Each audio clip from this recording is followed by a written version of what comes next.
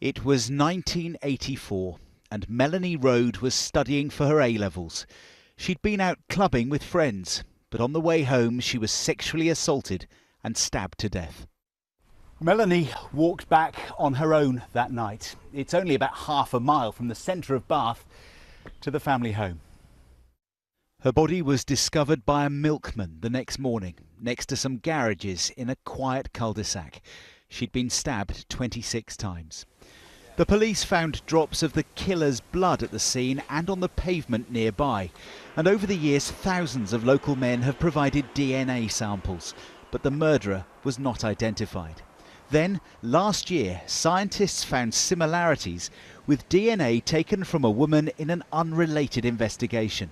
She was the daughter of this man, Christopher Hampton from Bristol. He, in turn, was tested, and there was a complete match. Now, 32 years later, he's admitted murdering Melanie. It's not a man, he's a monster.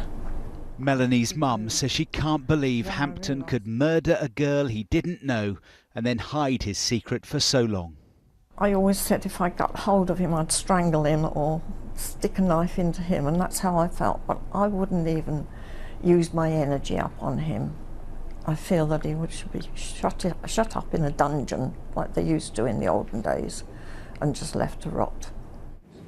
Over the decades, 700 officers have worked on the case. They hoped science would eventually identify the killer. I've been working on this case for 7 years and I just knew it. And if you ask anybody, they'll tell you, yeah, Julie says she's going to find him. And I just had a feeling inside me. Christopher Hampton was told he'll serve at least 22 years of his life sentence. Given he's now in his mid-60s, the judge said he may well die behind bars. Jon Kay, BBC News, Bristol Crown Court.